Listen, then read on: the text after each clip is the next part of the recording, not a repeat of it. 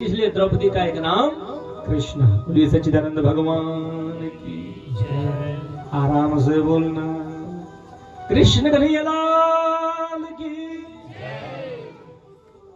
सभा में खड़ी है सुभद्रा, भगवान कृष्ण की छोटी बहन, अर्जुन की छोटी पत्नी है और कुंती की छोटी बहू है।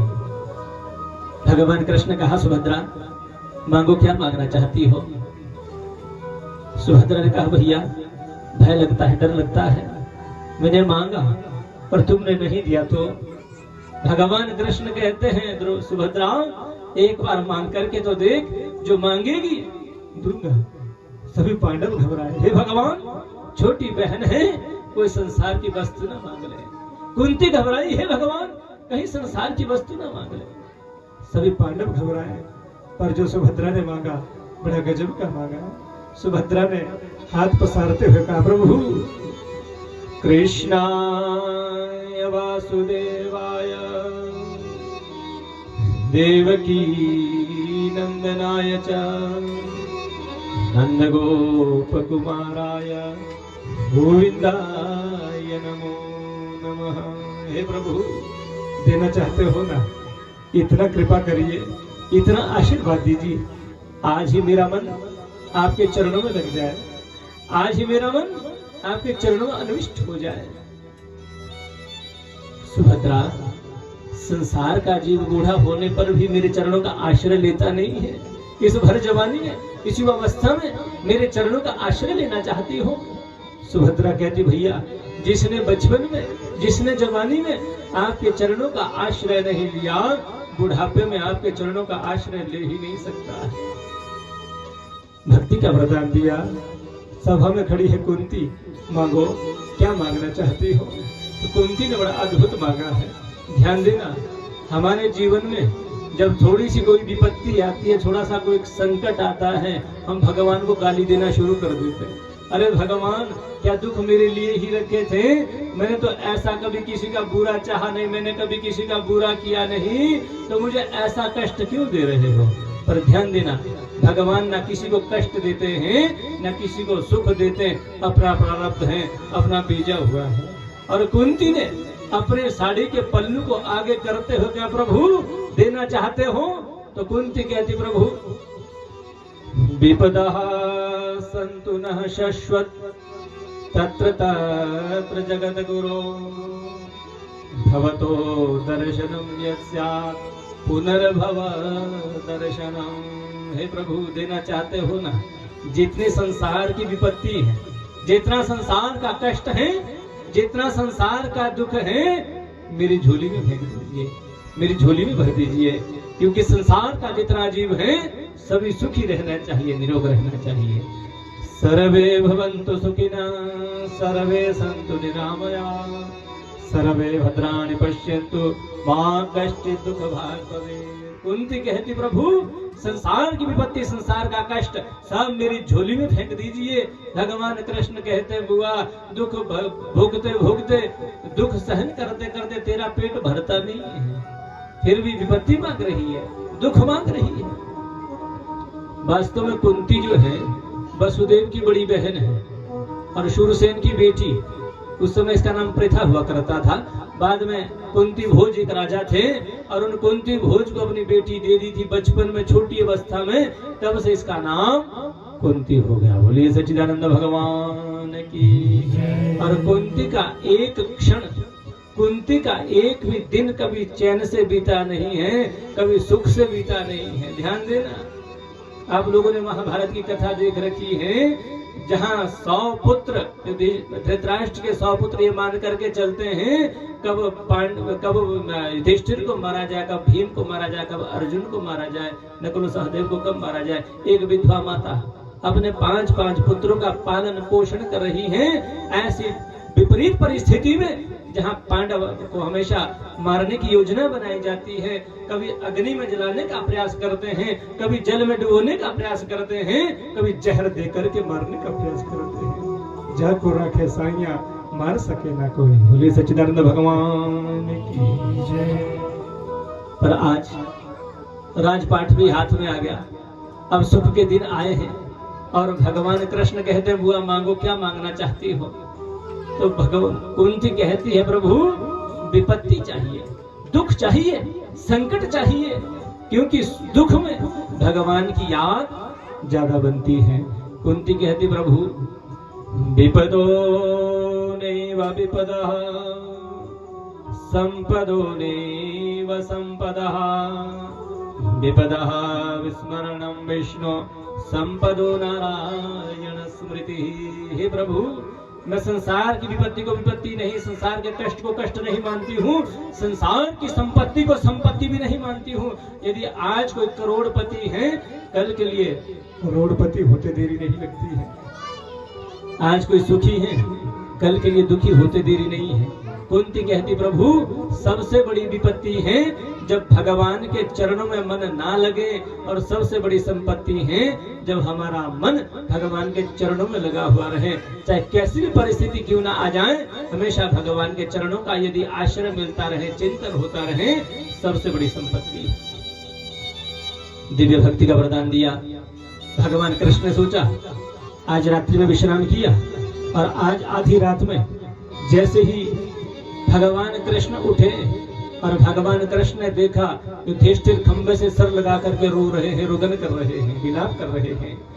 भगवान कृष्ण ने कहा युधिष्ठिर क्या हुआ, काहे को रुदन कर रहे हो, काहे को विलाप कर रहे हो? युधिष्ठिर ने कहा भैया संसार में पापी बहुत होंगे, संसार में अत्याचारी बहुत होंगे, पर मुझ जैसा पापी शायद ही कोई संसार में होगा। हे प्रभु, इस तुच्छ से राज्य को भोगने के लिए, इस धराधाम के राजपाट को भोगने के लिए मैंने महाभारत का युद्ध करवाया, कितनी माताओं का सुहाग उजड़ गया, कितने बच्चे अनाथ हो गए, इसलिए मुझ जैसा पापी शायद ही कोई संसार में होगा। भगवान कृष्ण कहते हैं युधिष्ठिर, न कोई किसी को मार सकता है, न कोई किसी को जिंदा कर सकता है, ये हमारा अपना कर्म होता है, और जीव का जैसा कर्म होता है उसी के अनुसार सुख और दुख, जन्म और मृत्यु प्राप्त होती है। बोलिए सच्चिदानंद भगवान की जय। पर युधिष्ठिर मानते नहीं है, युधिष्ठिर की समझ में बात नहीं आई, और यहीं से भगवान कृष्ण देख लिया अब युधिष्ठिर को यदि उपदेश करना होगा तो भीष्म पितामह के द्वारा उपदेश करवाना होगा। प्रातः काल हुआ, भगवान कृष्ण सभी कौरव पांडवों को लेकर के, कुंती द्रौपदी को लेकर के, जहाँ भीष्म पितामह 52 दिनों से शरशैया पर पड़े हुए हैं, कुरुक्षेत्र के उस पावन भूमि में आज 52 दिन व्यतीत हो गया। भीष्म पितामह शरशैया पर पड़े हैं, रोम रोम में बाण खिले हैं, और जैसे भगवान कृष्ण पांडवों को लेकर के जैसे पहुंचे, और जैसे भीष्म पितामह ने पांडवों को आते हुए देखा, भगवान कृष्ण को आते हुए देखा, भीष्म पितामह ने अपनी आंखें बंद की और भगवान कृष्ण के चरणों में प्रणाम किया, और भगवान कृष्ण ने चलते चलते भीष्म पितामह के चरणों में अपना मस्तक रखा, अपना मस्तक प्रणाम किया भीष्म पितामह को।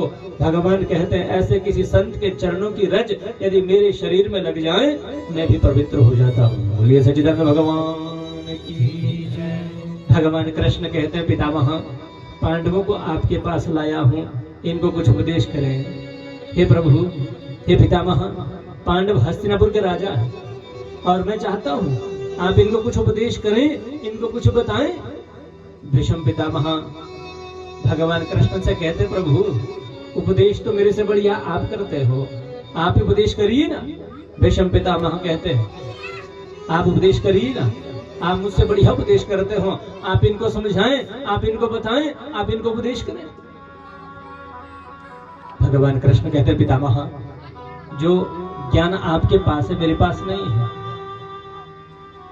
ज्ञान 2 प्रकार का होता है, एक होता है पुस्तकीय ज्ञान और दूसरा होता है अनुभव का ज्ञान। अनुभव का ज्ञान बड़ा और पुस्तक का ज्ञान छोटा। बोलिए सच्चिदानंद भगवान की जय। आजकल अनेक प्रकार की डिग्रियां हैं, अनेक प्रकार की डिग्रियां करके बच्चे जब घर में आते हैं माता पिता को तो पागल ही समझते हैं, और अगर तो बहू पढ़ी लिखी आ जाए तो सास ससुर का तो जीना हराम कर दें। ध्यान देना, अनुभव का ज्ञान बड़ा और पुस्तक का ज्ञान छोटा होता है। एक बार कोई ब्राह्मण बालक बनारस गया पढ़ने के लिए, और बनारस में जाकर के उसने बहुत अध्ययन किया। शास्त्रों का अध्ययन करते हुए बहुत मेहनत की, अच्छा शास्त्रों पर अधिकार प्राप्त किया, और शास्त्रों का अध्ययन करके बनारस में बड़े बड़े विद्वानों के साथ शास्त्रार्थ हुआ, और बड़े बड़े विद्वानों को शास्त्रार्थ में उसने परास्त कर दिया। और उनको जब बहुत समय तक जब शास्त्रार्थ चलता रहा, सबको विजय प्राप्त कर दी, इसलिए उनको एक डिग्री मिली जिसका नाम सर्वजय शास्त्री। बोलिए सच्चिदानंद भगवान की। उनको एक डिग्री मिली सर्वजय शास्त्री की। अब कुछ दिनों के बाद घर आया, पिता तो थे नहीं, माँ को प्रणाम करते हुए कहा, माँ मुझे सर्वजय शास्त्री की डिग्री प्राप्त है।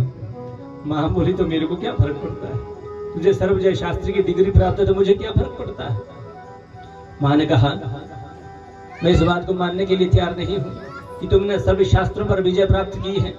हमारे यहाँ एक कबीर जी रहते हैं, एक बार यदि वो कह दें कि तुमने शास्त्रों पर विजय प्राप्त की है तो मान सकती हूँ, अन्यथा मानने वाली नहीं।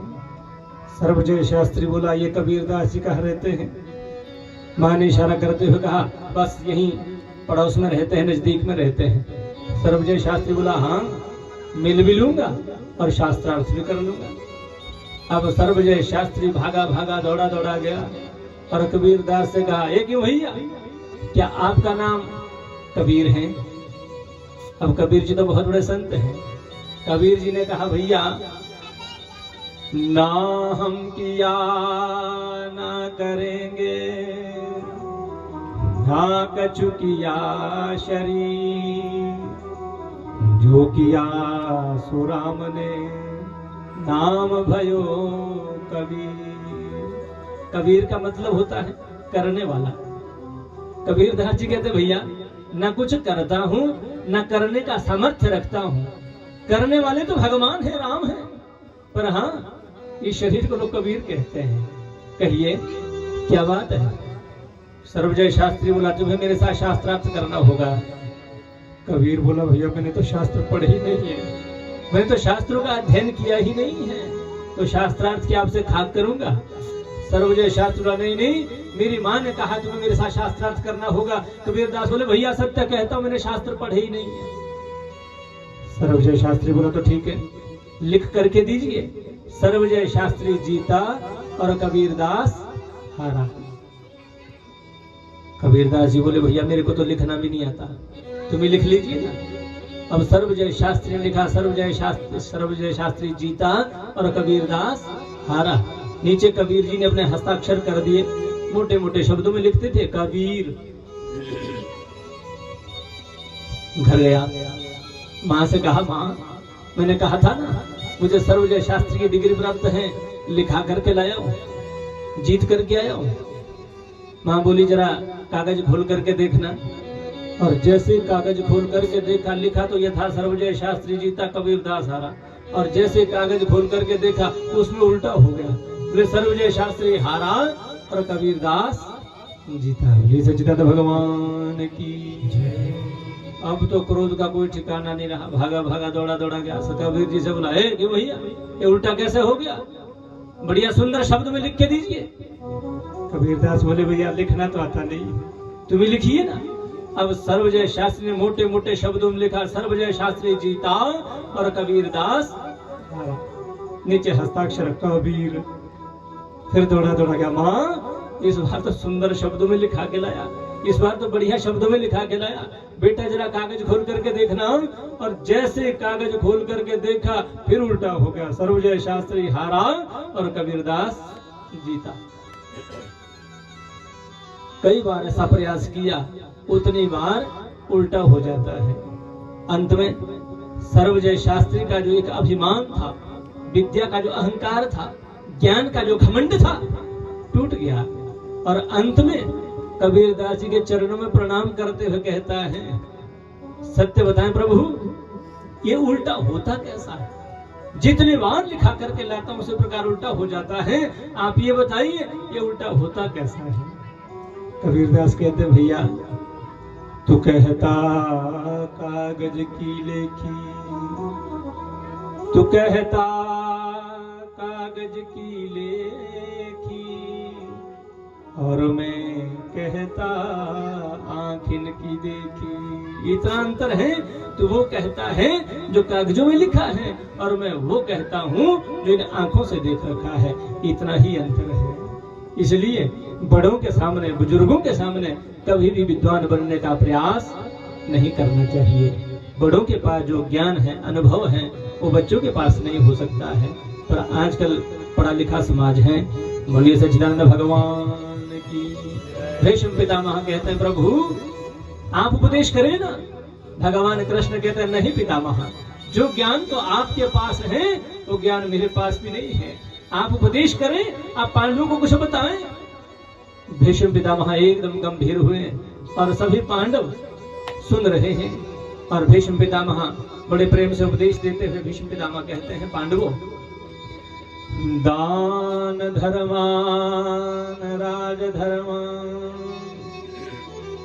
मोक्ष धर्मान विभागशः स्त्री धर्मान भगवत धर्मान समास व्यास योगतः। पांडवों को उपदेश देते हुए भीष्म पितामह ने अलग अलग उपदेश दिए। दान धर्म के विषय में बताया, राज धर्म के विषय में बताया, मोक्ष धर्म के विषय में बताया, नारी धर्म के विषय में बताया। अलग अलग बहुत सुंदर उपदेश दिया भीष्म पितामह ने पांडवों को। और सबसे पहले भीष्म पितामह कहते हैं, हे पांडवों तुम गृहस्थी हैं, गृहस्थ का दायित्व है, गृहस्थ का कर्तव्य है। गृहस्थ में कभी भी आलस्य नहीं होना चाहिए और आलस्य का परित्याग करते हुए सुबह जल्दी उठ करके थोड़ा सा भगवान का भजन करें और उसके बाद दिन भर मेहनत करें, दिन भर कठोर परिश्रम करें और जितना बन सकता है धन कमा करके रखना चाहिए। क्योंकि एक ऐसी अवस्था आएगी, एक ऐसा समय आएगा जब उठने का हमें सामर्थ्य नहीं होगा, चलने फिरने की भी ताकत नहीं होगी, तो पराधीन हो जाएगा व्यक्ति। इसलिए भीष्म पितामह कहते हैं पांडवों उस स्थिति के लिए भी अपने पास थोड़ा बहुत संचित करके रखना चाहिए, थोड़ा जोड़ जंत करके रखना चाहिए। क्योंकि कलयुग है, कलयुग के बच्चे, कलयुग के बेटा बहू तभी सेवा करते हैं अगर अपने पास माल है। माल नहीं है तो कोई पूछने वाला भी नहीं है। बोलिए सच्चिदानंद भगवान की जय। आराम से बोलना कृष्ण कन्हैया लाल की। ऐसे लगता है जैसे श्राद्ध खा के आए हुए। भीष्म पितामह कहते हैं दान धर्मान राज धर्मान। हे पांडवों गृहस्थी है, धन कमाना बुरी बात नहीं है। जितना कमा सकते हो 10वां भाग दान के लिए जरूर रख लेना चाहिए। क्योंकि दान करने से धन की पवित्रता होती है। धन पवित्र सेवा किए धन पवित्र कर दान, मन पवित्र हरि भजन सो होत त्रिविध कल्याण। 3 प्रकार का कल्याण कहा शास्त्रों में। ये जो भगवान ने हमें सुंदर देही दे रखी है, सुंदर शरीर दे रखा है, इस शरीर की पवित्रता, पाउडर, क्रीम, लिपस्टिक और भी कई कई चीजें हैं जो बनने की हैं, सुंदर दिखाने की हैं। ब्यूटी पार्लर में इस शरीर की सज्जा नहीं है। इस देह की सुंदरता सजने से नहीं है। शास्त्र कहते हैं तन पवित्र सेवा किए। इस शरीर की पवित्रता, इस शरीर की सुंदरता है सेवा करने से। घर के बुजुर्ग हैं, घर के बड़े हैं, सास ससुर हैं, माता पिता हैं, कोई बुजुर्ग हैं, अपने घर में कभी पुरोहित जी आ जाए, कोई महात्मा, कोई ब्राह्मण कोई आ जाए, अपने हाथ से सेवा करनी चाहिए। क्योंकि ये शरीर पवित्र होता है सेवा करने से। और धन की पवित्रता होती है दान करने से। जितना हम कमाते हैं 10वां भाग दान के लिए पहले रख लेना चाहिए। क्योंकि उससे धन की पवित्रता, शुद्धता होती है। हम लोग कई बार जो है ना गठड़ी बंध जाती है और गठड़ी में गांठ जब एक बार पड़ जाती है तो खुलती नहीं है। एक बार अगर किसी के पास लाख रुपया आ गया, हे भगवान 10 लाख हो जाए तो ज्यादा बढ़िया था। चलो 10 लाख भी अकाउंट में आ गया, हे भगवान 50 लाख हो जाता तो कैसा लगता। चलो भगवान की कृपा से सेब बढ़िया हो गया, गोभी का सीजन भी अच्छा हो गया, अब 50 लाख भी अकाउंट में आ गया। भगवान 1 करोड़ हो जाता तब तो आनंद हो जाता। बोलिए सच्चिदानंद भगवान की जय। जीवन में ध्यान रखना, गांठ कभी पड़नी नहीं चाहिए। चिड़िया चोंच भर ले गई, नदी न घटयोनी, दान दिए धन न घटे, कह गए दास कवि। जितना आता है सारा मत उड़ाओ, पर कम से कम 10वां भाग दान के लिए रख लेना चाहिए, उससे धन की पवित्रता होती है। अगर महीना में 10,000 कमाते हो तो कम से कम 1,000 रुपया पहले दान के लिए अलग रखना चाहिए। और अगर आपने 1,000 रुपया निकाल दिया दान के लिए, वो 10,000 में से जो 9 रहे थे 18,000 का काम करके देंगे। बोलिए सच्चिदानंद भगवान की। पर ऐसा कहते बोलो देना और मरना कठिन है। प्रयास करके देखिए, बोलने से कुछ नहीं होगा, अपने जीवन में प्रैक्टिकल करके देखिए, अपने जीवन में अनुभव करके देखिए। अपने घर में भगवान ने सामर्थ्य दे रखा है, ऐसा कोई सुंदर यज्ञ अपने आंगन में अपने घर में होना चाहिए। और प्रयास करें अपने जीते जी यज्ञ हो जाए तो ज्यादा बेहतर है। ये सच्चिदानंद भगवान की। मरने के बाद तो कोई सुपुत्र ही ऐसे होते हैं जो माता पिता की मुक्ति के लिए यज्ञ करते हैं। बाकी तो अगर किसी के हाथ लग जाए, लाखों रुपया माता पिता कमा करके रखते हैं, बेटा बहू आगे मौज मस्ती करते हैं, कोई करता नहीं है खर्चा। कोई सुपुत्र ही ऐसा होता है जो अपने माता पिता की मुक्ति के लिए अपने आंगन में ऐसा सुंदर आयोजन करता है। प्रयास करिए अपने जीते जी ऐसा आयोजन अपने हाथों से हो जाए तो बेहतर है। बोलिए कृष्ण कन्हैया लाल की। जितना कमाते हो 10वां भाग दान के लिए रख लेना चाहिए। और दान का मतलब सिर्फ धन भी नहीं है। जिसके पास बल है वो बल का भी तो दान होता है। जिसके पास और कोई वस्तुएं हैं, आप लोग जानते हैं यज्ञों की परिपाटी है। 3 बातों से यज्ञ पूरा होता है, दान, पूजा और संगतिकरण। ये 3 शब्द हैं, इनसे यज्ञ की परिपूर्णता होती है। दान तो हो ही जाता है, जिसने घर में आयोजन कर रखा है, पूजा भी हो जाती है, पर साथ में संगतिकरण भी हो जाता है। अगर इनके घर में कथा न होती तो क्या आप लोग समय निकालते? नहीं। इस बहाने से इकट्ठे भी हो जाते हैं, रिश्तेदार भी आ जाते हैं, गांव के लोग भी एकत्रित हो जाते हैं। संगतिकरण भी यज्ञ की पूर्णता का एक अंग है। बोलिए सच्चिदानंद भगवान की। और हम ये भी जानते हैं कि हमारे भारत का ये नियम है कि यज्ञ में जब भी जाओ कभी खाली हाथ भी मत जाओ। अपनी ओर से और कुछ नहीं है तो कहीं रास्ते में कहीं पुष्प ही मिल जाए, फूल ही मिल जाए, भगवान के लिए पुष्प लेकर के जाए। कहीं तुलसी का बिरवा है, कहीं तुलसी के दल है, भगवान के लिए तुलसी अर्पित कर दो।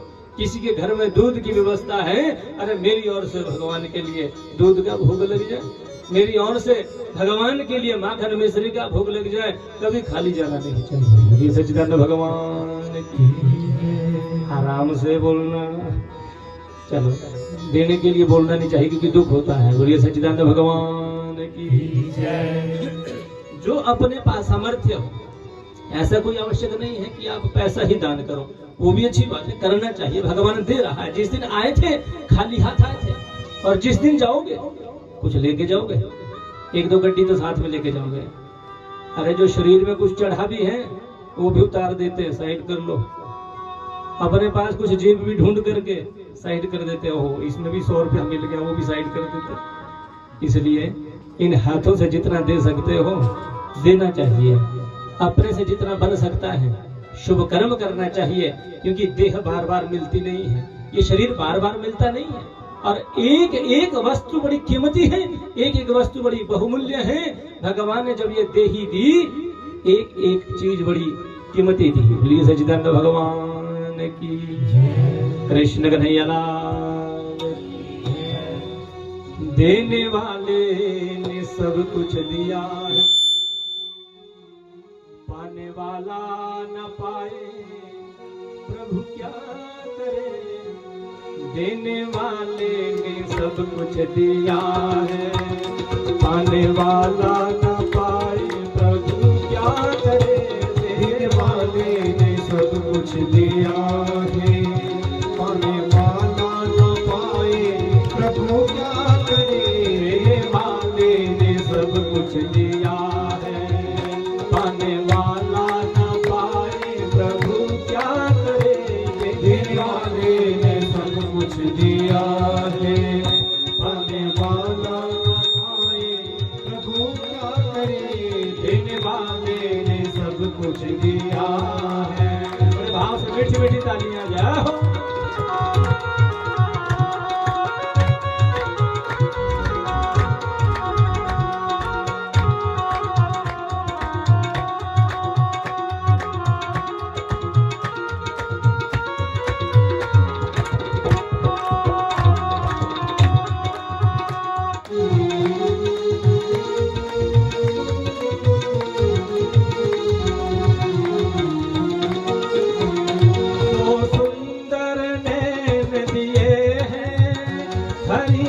दर्शन करने को तो सुंदर नयन दिए हैं, हरि दर्शन करने को।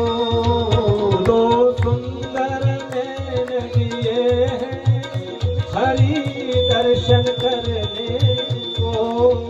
दो सुंदर नयन दिए हैं, हरि दर्शन करने को।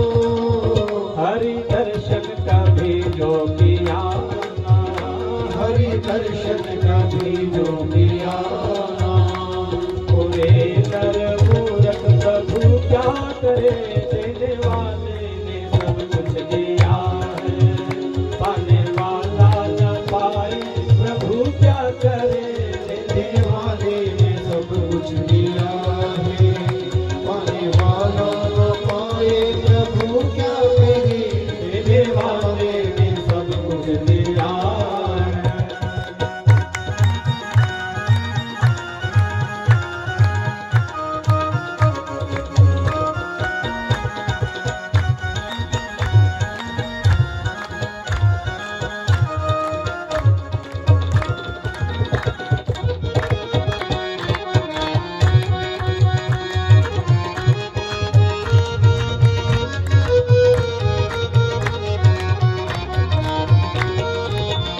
दो सुंदर कान दिए हैं हरि कीर्तन सुनने को। दो सुंदर कान दिए हैं, हरि कीर्तन सुनने को। दो सुंदर कान दिए हैं हरि कीर्तन सुनने को। दो सुंदर कान दिए हैं, हरि कीर्तन सुनने को। हरि कीर्तन कभी जो सुनाना, हरि कीर्तन कभी जो सुनाना, पूरे नर मूरख प्रभु क्या करे, देने वाले ने सब कुछ दिया है, पाने वाला न पाए प्रभु क्या करे, देने वाले ने सब कुछ दिया है।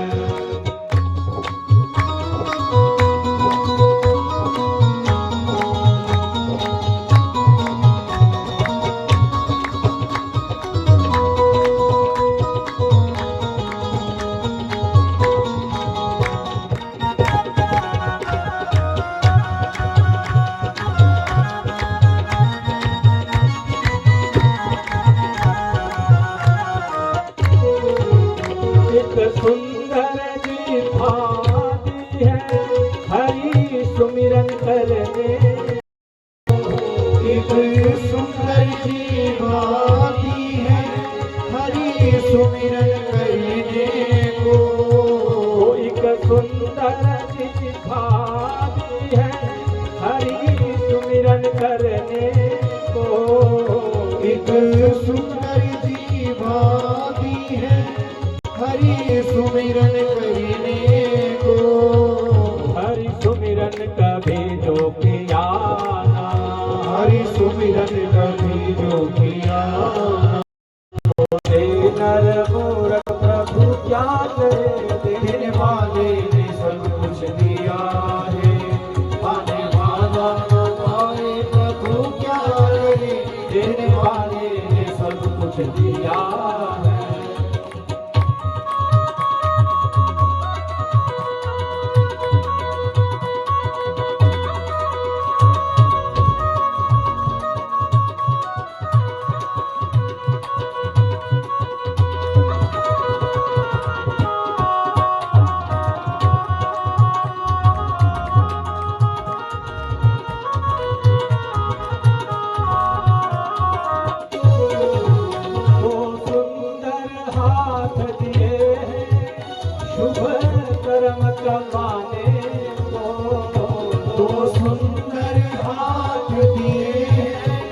शुभ कर्म कमाने को।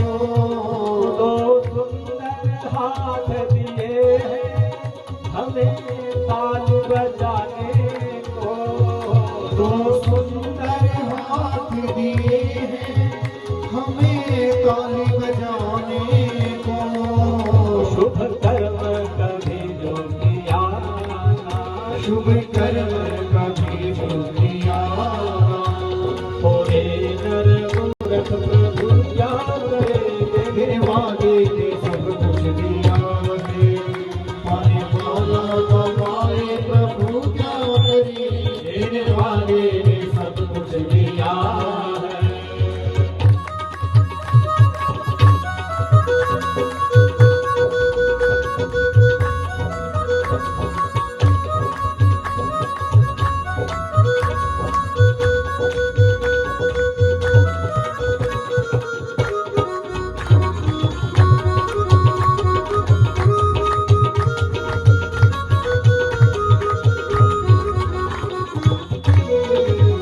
दो सुंदर पैर दिए हैं हरि मंदिर जाने को। दो सुंदर पैर दिए हैं हरि मंदिर जाने को। दो सुंदर पाँव दिए हरि मंदिर जाने को।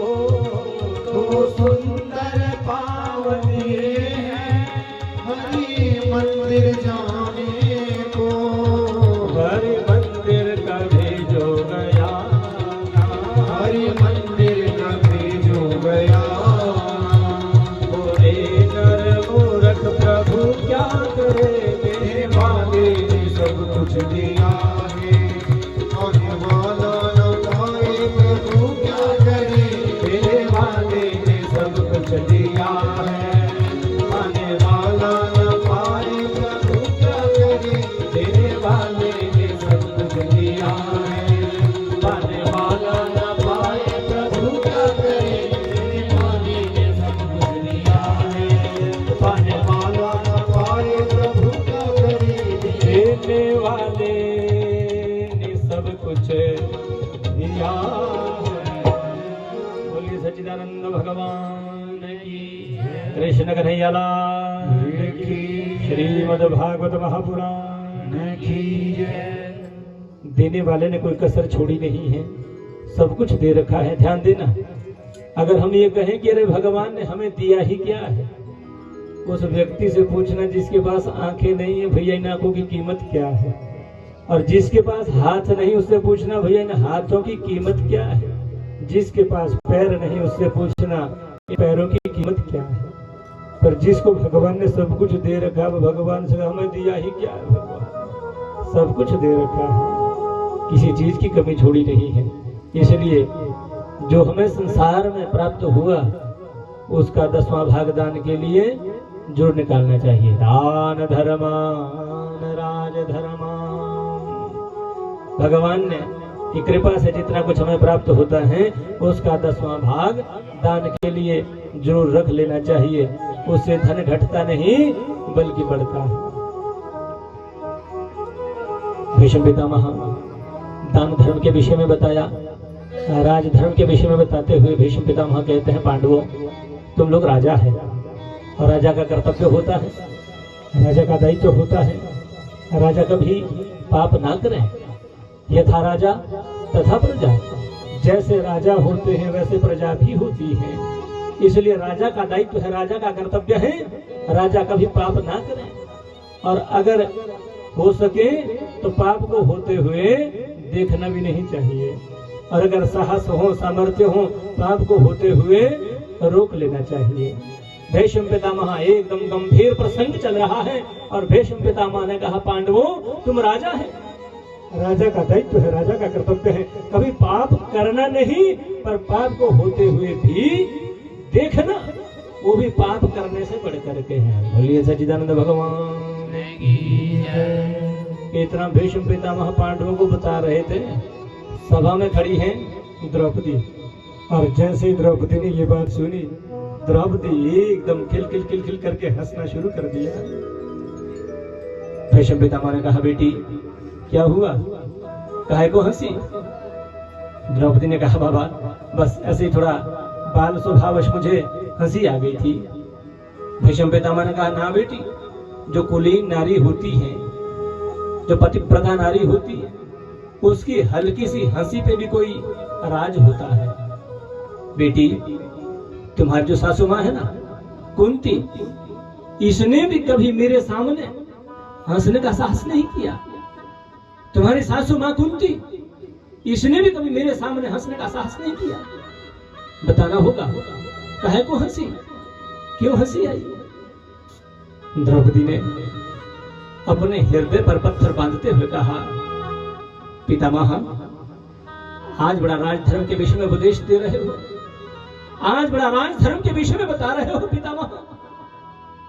जिस दिन दुशासन कौरवों की सभा में मेरी इज्जत लूट रहा था, मेरी साड़ी को खींच रहा था, क्या पितामह उस समय आप उस सभा में बैठे नहीं थे? और हे पितामह, मैं ये भी जानती हूं कि कौरवों और पांडवों में सबसे ज्यादा यदि किसी को अधिकार है, भीष्म पितामह को है। पितामह, एक बार आप उंगली उठा लेते, दुशासन की हिम्मत नहीं थी, दुशासन का वो साहस नहीं था, मेरी साड़ी को खींच लेता। और आज बड़ा राजधर्म के विषय में उपदेश दे रहे हो पांडवों को। इतना सुनना था, भीष्म पितामह की आंखों से आंसू के पनारे बहने आरंभ हो गए। और भीष्म पितामह ने कहा, बेटी 52 दिनों से पड़ा हूं शरशैया पर, आज 52 दिन हो गए हैं, रोम रोम में बाण खिले हैं। बेटी, मुझे इतनी पीड़ा इन बाणों की नहीं है, मुझे इतना कष्ट इन बाणों का नहीं है जितनी तकलीफ तेरी इस बात को सुनकर के हो रही है। बेटी, क्षमा करना, मैंने दुर्योधन के घर का दूषित अन्न खा लिया था, और दुर्योधन के घर का दूषित अन्न खाने की वजह से मेरी जो मति थी नष्ट हो गई थी। इसलिए हे बेटी, क्षमा करना। और जब तुम भगवान कृष्ण के साथ जब सभा में आ रहे थे, तो मैंने मन ही मन एक प्रश्न किया था कृष्ण से, हे प्रभु, मुझे अपने 124 जन्मों की कथा याद है। मैंने 124 अवतार जितने आज तक 124 जन्म मेरे हुए हैं, मैंने 124 जन्मों में आज तक कोई पाप किया नहीं है, पर फिर भी इतना बड़ा दंड भोग रहा हूं, इतना बड़ा कष्ट भोग रहा हूं। 52 दिन हो चुके हैं शरशैया पर पड़े हुए। तो भगवान कृष्ण ने कहा था, पितामह, तुमने पाप किया नहीं, पर पाप को होते हुए देखा जरूर है, इसलिए हे बेटी, उसी का प्रायश्चित कर रहा हूं, उसी का दंड भोग रहा हूं, इसलिए क्षमा करना। द्रौपदी ने कहा, बाबा क्षमा करिए, मेरा आपको कुछ दुख देने का कोई मन नहीं था, बस ऐसे थोड़ा हंसी आ गई थी। बेटी, तुम्हारे बिल्कुल सत्य कहा है। राजधर्म के विषय में बताया, गृहस्थ धर्म के विषय में बताया, मोक्ष धर्म के विषय में बताते हुए युधिष्ठिर से कहते हैं, युधिष्ठिर, जो दिन में एक बार विष्णु सहस्त्र नाम का पाठ करता है, अंत में भगवान के धाम को चला जाता है। अर्थात जो दिन में कम से कम भगवान का 1000 बार जो नाम जपता है, 1000 बार जो नाम लेता है, अंत में भगवान के धाम को प्राप्त कर लेता है। पर हम लोग दिन में 1000 बार भगवान का नाम ले नहीं सकते हैं। राम राम राम राम बोलना हो तो कष्ट लगता है, समय नहीं है। अगर गाली देनी हो तो 100,000 बार क्या, चाहे 10,000 बार देनी पड़े। बोलिए सच्चिदानंद भगवान की। भगवान कृष्ण गीता में कहते हैं, अभ्यासेन तु कौन्तेय, हे अर्जुन, अभ्यास करना होगा, और बिना अभ्यास के कुछ बनने वाला नहीं है। हम लोग तो जब सत्संग में भी बैठे होते हैं, तब भी कुछ इधर उधर बड़े परे की बात कर लेंगे, कुछ घर की कथा सुना लेंगे, जबकि कथा सुनते हुए बड़े भाव और श्रद्धा से ओम नमो भगवते वासुदेवाय इस मंत्र का जाप करते हुए एकाग्रचित्त होकर के कथा श्रवण करनी चाहिए। नारी धर्म के विषय में बताया, मोक्ष धर्म के विषय में बताया। अंत में भीष्म पितामह ने कहा, पांडवों, अब मुझसे कोई प्रश्न नहीं करेगा, मात्र 2 बातें भगवान कृष्ण से करना चाहता हूँ। सभी पांडव एकदम गंभीर हुए और भीष्म पितामह ने अपनी आंखें बंद की और मन ही मन भगवान कृष्ण के चरणों का चिंतन करते हुए भीष्म पितामह कहते हैं, हे प्रभु, मेरी एक बेटी है और वो बेटी तुम्हें देना चाहता हूँ। भगवान कृष्ण कहते हैं, ऐसी कौन सी बेटी है? तो भीष्म पितामह कहते हैं, प्रभु, इतिमति रूप कल्पिता वितृष्णा भगवती सात्वत पुंगवे विभूमि। हे प्रभु, मति माने बुद्धि रूपी मेरी एक बेटी है जो तुम्हें देना चाहता हूँ। भगवान कृष्ण कहते हैं, जब मति बुद्धि जब आएगी उसके साथ तृष्णा भी तो आएगी। वितृष्णा कहा है, विगता तृष्णा, जिसकी तृष्णा नष्ट हो चुकी है, ऐसी मति माने बुद्धि रूपी बेटी हे प्रभु तुम्हें देना चाहता हूँ। स्वीकार करिए ना, पत्नी रूप में स्वीकार कर लीजिए। सब पांडवों के देखते देखते भीष्म पितामह ने भगवान कृष्ण का चिंतन करते करते भीष्म पितामह के अंदर से ज्योति निकली और वो ज्योति उड़ती उड़ती भगवान कृष्ण में ही समाहित हो गई। पांडवों ने अंत्येष्टि संस्कार किया भीष्म पितामह का, और अंत्येष्टि संस्कार करके भगवान कृष्ण ने कहा, पांडवों, अब मुझे अनुमति चाहिए, वापस लौट करके जाना चाहता हूँ। भगवान कृष्ण को थोड़ा वन में पार लगा दिया, अर्जुन लौट करके आए और भीष्म पितामह को मुक्ति प्रदान करके भगवान कृष्ण लौट करके गए। और भगवान कृष्ण जैसे ही द्वारिका में प्रवेश किया, भगवान कृष्ण की 7 माताएं हैं, पौरवी, रोहिणी, मदिरा, रोचना, इला और देवकी। बोलिए सच्चिदानंद भगवान की। भगवान कृष्ण जैसे महलों में महल में जैसे प्रवेश किया, भगवान कृष्ण ने सबसे पहले अपनी 7 माताओं के चरणों में प्रणाम किया। अर्थात भगवान कृष्ण आदेश करते हैं, शिक्षा देते हैं, अभिवादनशीलस्य नित्यं वृद्धोपसेविनं चत्वारि तस्य वर्धन्ते आयु विद्या यशो बलम। अपने से बड़ों के चरणों में जो प्रणाम करता है उसकी 4 चीजें बढ़ती। बोले कौन सी? आयु, विद्या, यश और बल। इसलिए अपने से बड़ों के चरणों में प्रणाम करना चाहिए, उससे 4 चीजें बढ़ती है। और ये हमारे भारत की परंपरा रही है, ये हमारे भारत का नियम रहा है। बच्चे जब सुबह उठते थे तो सबसे पहले अपने माता पिता के चरणों में प्रणाम करते थे। ये हमारे भारत की परंपरा रही है, हमारे भारत का नियम रहा है। पर आजकल समाज थोड़ा पढ़ा लिखा हो गया। अभी पहले बच्चे जब घर में स्कूलों में पढ़ते थे तब तो प्रणाम करते थे। अब तो अंग्रेजी स्कूलों में जाते हैं और अंग्रेजी स्कूल वाले तो प्रणाम करते ही नहीं है। बोलिए सच्चिदानंद भगवान की।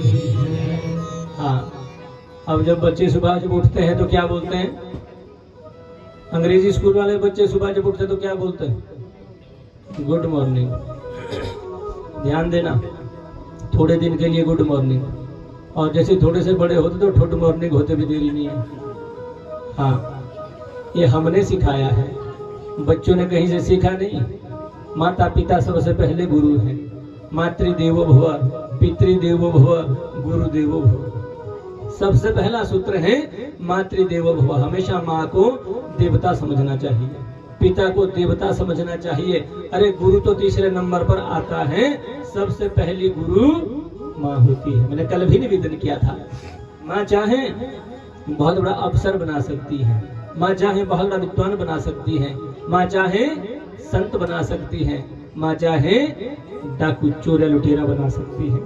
माँ में बहुत बड़ा साहस है, बहुत बड़ा सामर्थ्य है। समय रहते हुए सुधरना होगा।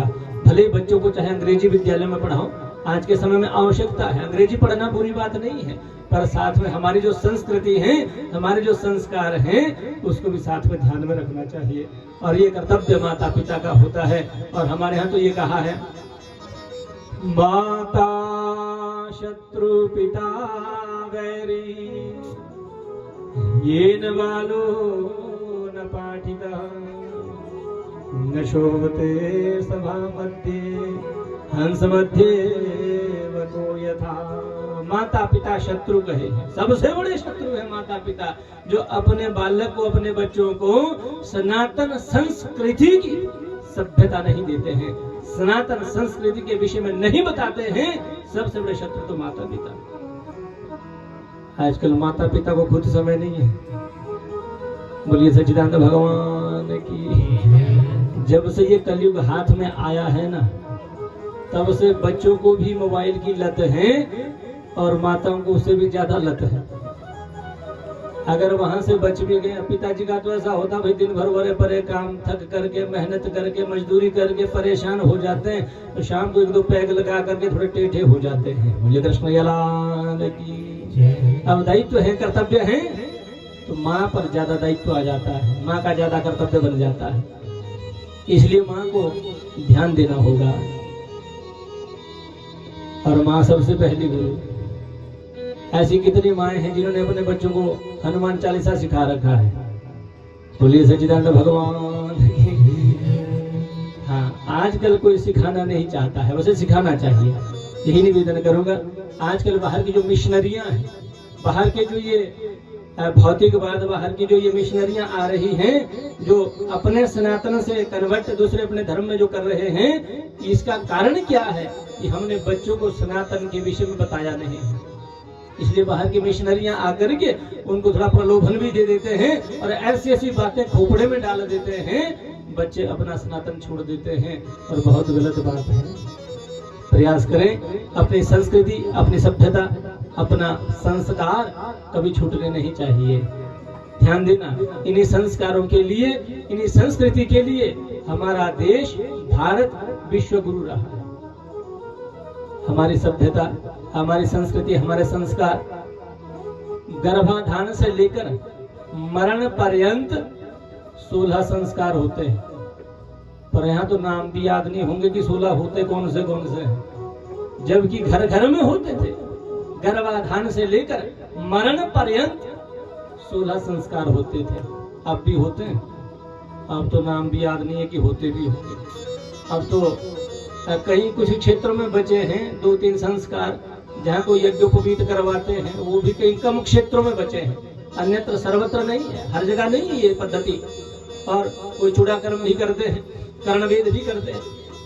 ऐसे 16 प्रकार के हमारे यहाँ संस्कार हैं, पर अब देखने में मात्र 2 संस्कार शेष बचे हैं, और वो है, एक तो विवाह संस्कार रह गया, तो शादी का धूम धड़ाका, वो भी संस्कार नहीं है, सिर्फ दिखावा ज्यादा है। इतना हम संस्कार पर खर्चा नहीं करते जितना दारू पर खर्चा करते हैं, उसमें भी ज्यादा भौतिकवाद है। जबकि आप सब जानते हैं, वर्ष भर पहले से तैयारियां चलती हैं, और फिर 2-4 महीने बच जाते हैं। पंडित जी देखना जरा कौन सा दिन से अच्छा बनता है, कौन किस लगन में, किस मुहूर्त में, किस समय में विवाह के फेरे अच्छे रहेंगे। कन्यादान का लगन निकाला जाता है। और ध्यान देना, जब कन्यादान के समय में, जब बेटी जब विवाह पर मंडप पर जब आती है, और जब लगन जब लगाना पड़ता है, मुहूर्त निकाला है, नवांश निकाला है लगन का, तो उस समय कोई लगन आप लगा नहीं सकते हैं, क्योंकि पूरा श्रृंगार करके आई है, पूरा श्रृंगार होता है। जबकि हमारी पद्धति नहीं, हमारी संस्कृति नहीं है, ये संस्कार बाहर से आ रहे हैं। हमारे यहाँ तो ये परंपरा थी, ये नियम था कि बेटी जब मंडप पर जब जाती थी, बिना किसी श्रृंगार के खुले बाल लेकर के होती थी, और फिर पिता उसका अंगूठा पकड़ करके कन्यादान करता था, तब वर को पकड़ाता था, और उसके बाद ही लगन लगता था। बोलिए सच्चिदानंद भगवान की जय। और लगन के समय में या तो तिल्ली लगती है, या मंगलसूत्र बांधते हैं, या अंगूठी लगाते हैं। आज अगर आप लगाना चाहो लगन, लग नहीं सकता है। तिल्ली कहाँ लगाओगे, पहले नथ लग करके चढ़ करके आई है। अंगूठी लगाना चाहो, पूरा श्रृंगार है चढ़ा हुआ। आप मंगलसूत्र लगा नहीं सकते, पूरा श्रृंगार है। बोलिए सच्चिदानंद भगवान की। किसका लगाया, किस समय में लगाया, कोई बोध नहीं, कोई मालूम नहीं है। और वो श्रृंगार पता नहीं किस किस को चढ़ चुका है, किस किस को लगन लग चुका है, कोई बोध नहीं है। समझना होगा, सुधरना होगा, ये हम ही कर सकते हैं। हमारा दायित्व, हमारा कर्तव्य है, माता पिता का अधिकार है। अपने संस्कृति को बचाइए, अपने संस्कारों को बचाइए। और ध्यान देना, सच्चा सनातनी वही है जिसको अपनी संस्कृति, अपने संस्कारों से जिसे प्रेम है। और ये भारत विश्व गुरु रहा है इन संस्कारों की वजह से। परिधान आपने देखे होंगे, परिधान हमारे ऐसे हो गए, पहनने वाले को शर्म आवे ना आवे, देखने वाले को जरूर शर्म आती है। ऐसे ऐसे परिधान हो गए। ध्यान देना, हम लोग बहुत गरीब थे, एक समय ऐसा भी था हमारे भारत में, जब हमारे पास पहनने के लिए कपड़े नहीं होते थे, जब साल में अगर एक बार अगर कपड़े आ गए तो भैया 2-3 साल तो एक सूट में निकल जाता था। टांकी पर टांकी लगती थी, पता नहीं चलता था कि कपड़ा कौन सा है। बोलिए सच्चिदानंद भगवान की। बच्चे नंगे पांव से स्कूल जाते थे, विद्यालय जाते थे। और आज की स्थिति ये है, आज अगर कपड़ा लेंगे तो भी ऐसा कपड़ा लेंगे जो कम से कम 10 जगह से पैंट फटी हुई होगी, वो पहनते हैं कपड़े। पहले गरीबी थी इसलिए कपड़े नहीं पहन सकते थे, आज अमीर हैं इसलिए फटे हुए कपड़े पहनते हैं। भगवान ने सामर्थ्य दे रखा, अच्छी बात है, पर बच्चों को कभी नंगा नहीं नचाना चाहिए। वही कारण है आज जो अनेक प्रकार की घटनाएं, अनेक प्रकार के जो दुराचार हो रहे हैं, उसका कारण ये भी बहुत बड़ा एक कारण है। बोल सकते नहीं भैया, अपनी मर्जी है। हम तो कई बार देखते हैं, शुलिनी यूनिवर्सिटी वाले बच्चे कभी जाओ जाकर के देखो, हमारे बच्चे हैं। और ज्यादा मैं ये कहूँ कि हमारे पहाड़ों के बच्चे ज्यादा है, धनाट्य लोग हैं, पैसे वाले लोग हैं। रात को 12-12, 1-1 बजे सड़कों में घूमते हैं, नंगे नाच रहे। व्यवस्था नहीं है, माता पिता भी पूछते नहीं है। पैदा करना कोई बड़ा विषय नहीं है, बच्चे पैदा कर दिए, बड़ा पहाड़ तोड़ दिया। अरे कुत्तों के भी तो होते हैं, पशुओं के भी तो होते हैं। बच्चे पैदा करना मात्र इतना बड़ा कोई काम नहीं किया, बच्चे के जीवन में परिवर्तन करना, उसे मानव बनाना, ये बड़ा विषय है। बोलिए सच्चिदानंद भगवान की। अपनी संस्कृति, अपने संस्कारों को बच्चों को सिखाइए, अपने समीप में बिठाइए, खुद भी पाठ करिए, आरती करिए, संध्या वंदन करिए, हनुमान चालीसा करिए। घर में सुख शांति स्मृति रहती है, बच्चों को भी साथ में बिठाइए। क्यों नहीं करते? बच्चे करते हैं, बच्चे पूरा कागज है, पर हम लोग करवाना नहीं चाहते, खुद को समय नहीं है। कईयों के घर तो ऐसे भी है जिस घर में जोत जलती ही नहीं है, पढ़ा लिखा समाज है। बोलिए सच्चिदानंद भगवान की। देख तेरे संसार की हालत क्या हो गई भगवान, कितना बदल गया इंसान। क्या संस्कृति थी, क्या सभ्यता थी। अरे बाहर के देश हमारी संस्कृति को अपनाते और अपना रहे हैं, बाहर के देश हमारी संस्कृति पर खोज कर रहे हैं। वृंदावन जाना, अंग्रेजों का आश्रम देखना, जरा क्या आनंद में रहते धोती कुर्ता में, पर हमें परिधान में शर्म आती है। देख तेरे संसार की हालत क्या हो गई भगवान, कितना बदल गया इंसान, कितना बदल गया इंसान। सूरज न बदला, चांद न बदला, न बदला रे आसमान, कितना बदल गया इंसान, कितना बदल गया इंसान। वो देख तेरे संसार की हालत क्या हो गई भगवान, कितना बदल गया इंसान, कितना बदल गया इंसान। बड़े भाव से मीठी मीठी तालियां जय हो।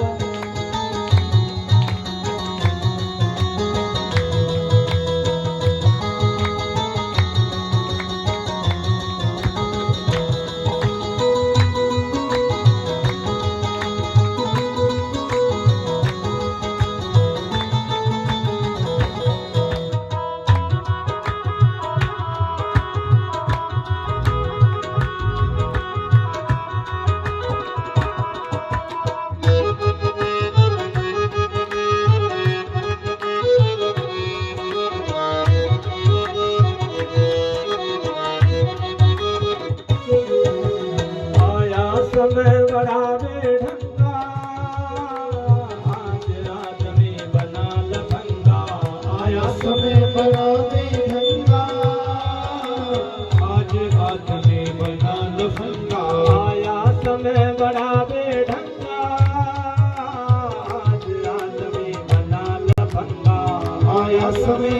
बेढंगा, आज आदमी बना लफंगा। कहीं पे झगड़ा, कहीं पे दंगा, नाच रहा नर होकर नंगा। कहीं पे झगड़ा, कहीं पे दंगा, नाच रहा नर होकर नंगा। छल और कपट के हाथों अपना बेच रहा ईमान, कितना बदल गया इंसान, कितना बदल गया इंसान। देख तेरे संसार की हालत क्या हो गई भगवान, बदल गया इंसान।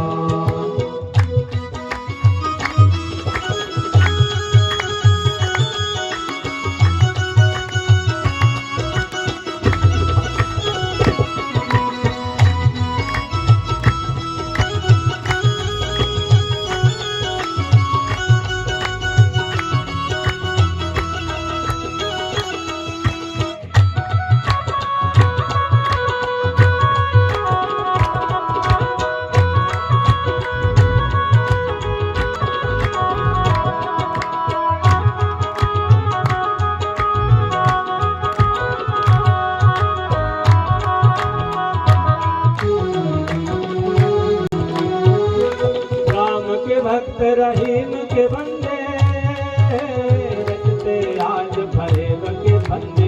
राम के भक्त रहीम के बंदे रचते आज फरेब के बंदे। राम के भक्त रहीम के बंदे रचते आज फरेब के बंदे।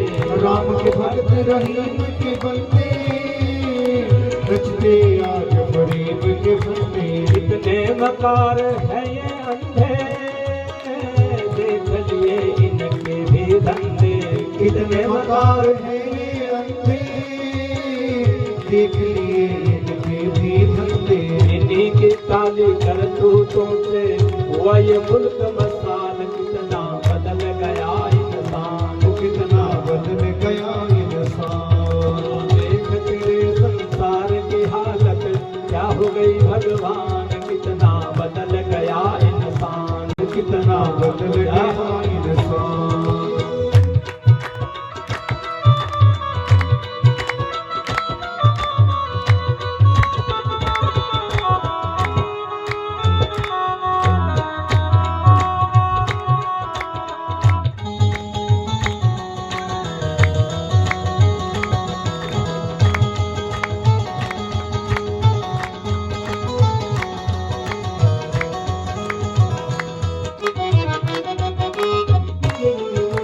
तो आपस में हम न झगड़ते बने ये खेल क्यों बिगड़ते। तो आपस में हम न झगड़ते बने ये खेल क्यों